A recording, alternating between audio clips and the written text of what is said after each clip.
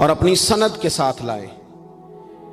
حضرت حذیفہ بن یمان رضی اللہ تعالیٰ عنہ فرماتے ہیں میں نبی پاک صلی اللہ علیہ وسلم کے ساتھ ایک سفر میں تھا، گرمی بڑی شدید تھی، ایک جگہ پہ باغ نظر آیا تو تھوڑا سا سستانے کے لیے سرکار اس باغ کو برکت دینے کے لیے تشریف فرما ہوئے تو سامنے کنواں بھی نظر آیا، تو تبا مبارک چاہی کہ غسل ہی نہ کر لیا جائے۔ کہتے ہیں حضور سید عالم علیہ السلام کنویں کے قریب چلے گئے غسل فرمانے کے لیے، تو کپڑوں سمیت سرکار غسل فرما رہے تھے، پھر بھی مجھے فرمایا کہ ذرا چادر تان کے نہیں کھڑے ہو جاتے؟ یہ نا زیادہ شرم والا ہوتا ہے کھلا لباس، اس میں زیادہ احساس ہوتا ہے۔ یہ گرمیاں آتی ہیں نا تو سمجھدار آدمی بھی خالی بنیان میں گھومنے لگتا ہے، سیاںا بندہ بھی اچھا نہیں لگتا، تہذیب کے مطابق نہیں۔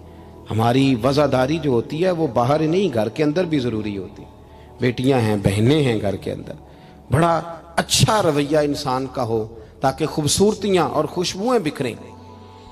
کپڑوں سمیت غسل فرما رہے ہیں، اور حضرت حذیفہ بن یمان کہتے ہیں میں چادر تان کے کھڑا ہو گیا، سرکار تھوڑے سے غسل کے بعد فرمانے لگے حذیفہ گرمی بڑی تھی، نہانے میں بڑی لذت آ رہی ہے،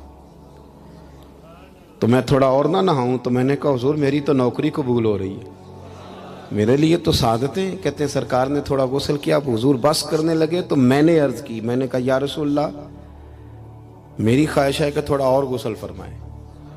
سرکار نے تھوڑا اور غسل کیا، میں نے کہا حضور اور کریں۔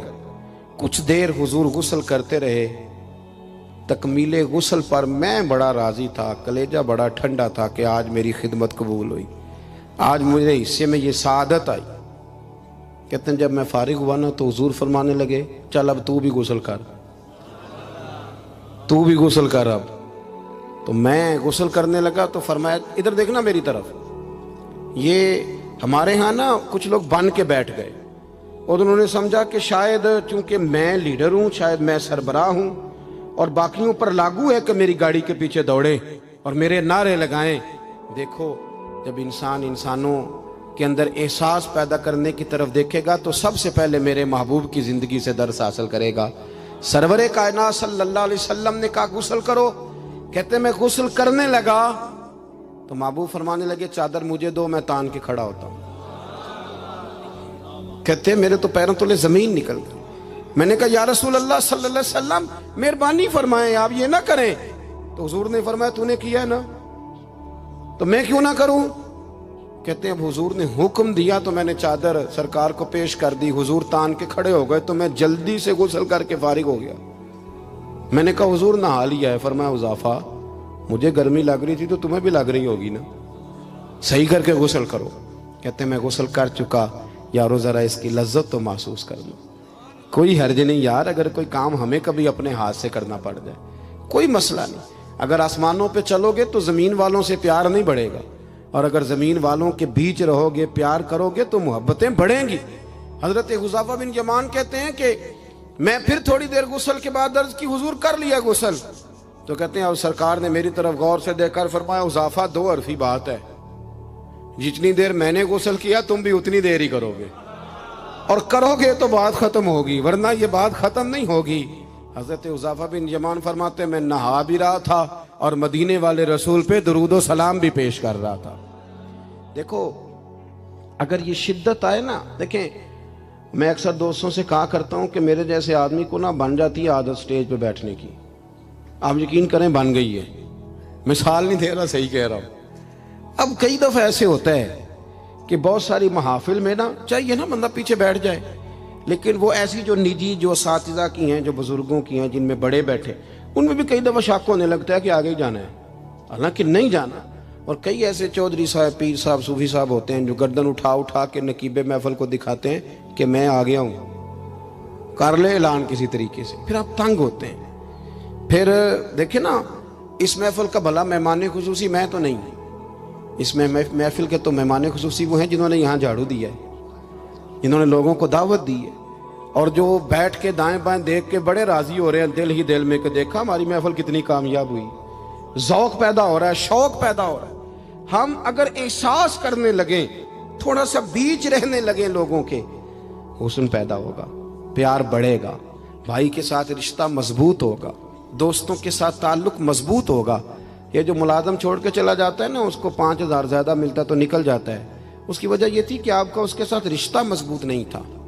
اگر تعلق مضبوط ہو جائے، مولا علی شیر خدا، مولا کائنات حضرت مولا علی شیر خدا کرم اللہ تعالی وجہ الکریم کا خادم کہتا ہے مجھے ایک دن فرمانے لگے، یعنی خادم کو، غلام کو فرمانے لگے، یار کپڑے تیرے بھی پرانے ہو گئے ہیں تو میرے بھی ہو گئے، چل خریداری کرنے نہ چلیں۔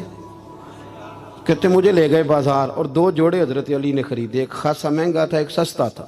میں سمجھ گیا کہ مہنگا آقا کا ہے اور سستا غلام کا ہے۔ کہتے ہیں وہ تھیلے میں ڈالے، اٹھانے میں نے تھے، میں نے وہ اٹھائے اور میں چلنے لگا۔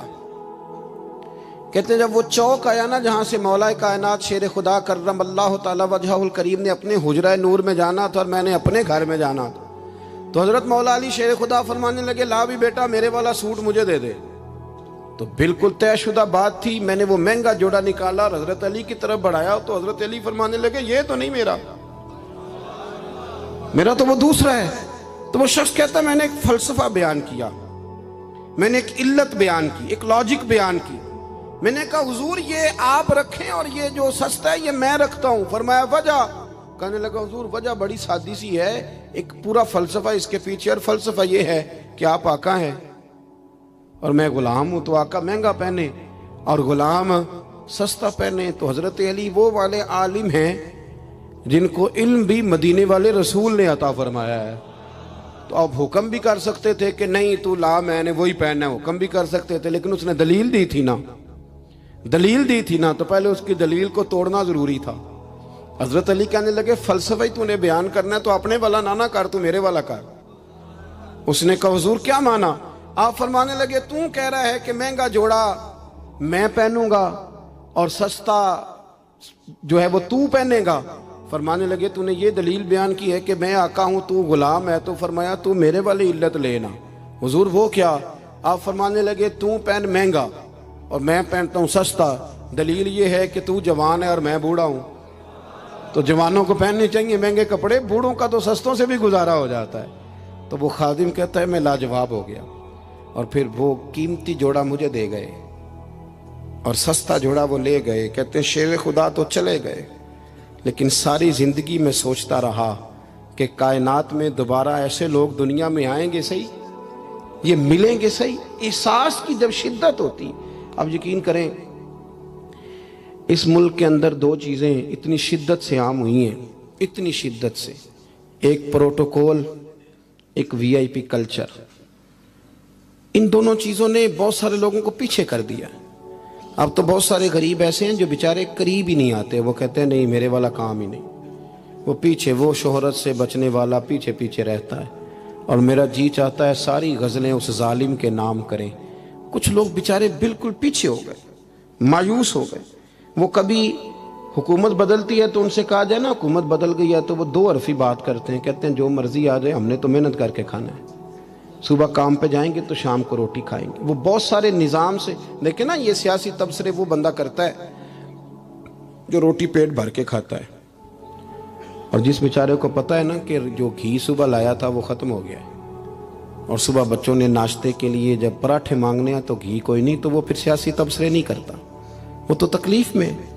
اللہ کے محبوب صلی اللہ علیہ وسلم نے نا احساس کی دولت تقسیم کی تھی۔ مسند امام احمد بن حنبل میں حدیث ہے، حضرت بلال حبشی رضی اللہ تعالیٰ عنہ فرماتے ہیں میں نے عصر کی نماز کی اقامت پڑھ دی تھی،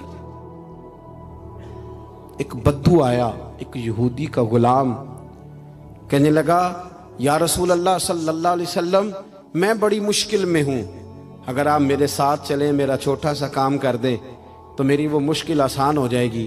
سیدنا بلال حبشی فرماتے ہیں نبی کریم نے نمازیوں سے فرمایا اقامت ہو چکی تھی، فرمایا تم بیٹھ جاؤ، میں ذرا اس بدو کا کام کر کے آتا، تم ذرا بیٹھو، میں صرف اشارے کرتا ہوں، آپ کو ملے گا کہ حضرت جابر ابن عبداللہ کا قرضہ اتارنا تھا تو سرکار کھیت تک گئے اور باقاعدہ سفارش کی ان کی۔ اب تو لوگ کہتے ہیں نا جب تک وہ خدمت کر رہا ہے تو تب تک وہ خدمت گزار ہے، کہیں الجھ جائے تو کہتے ہیں اس کا ذاتی مسئلہ ہے، اور میں ذاتی معاملات میں مداخلت نہیں کرتا۔ تو میاں جب آپ کے پاس تھا، آپ کا ورکر تھا، تب ذاتی مسئلہ کیوں نہیں تھا؟ اب وہ الجھ گیا ہے تو ذاتی مسئلہ ہے۔ ایک عورت رو رہی تھی تو سرکار سفارش کے لیے اس کے ساتھ نہیں چلے گئے تھے کہ میری مالکن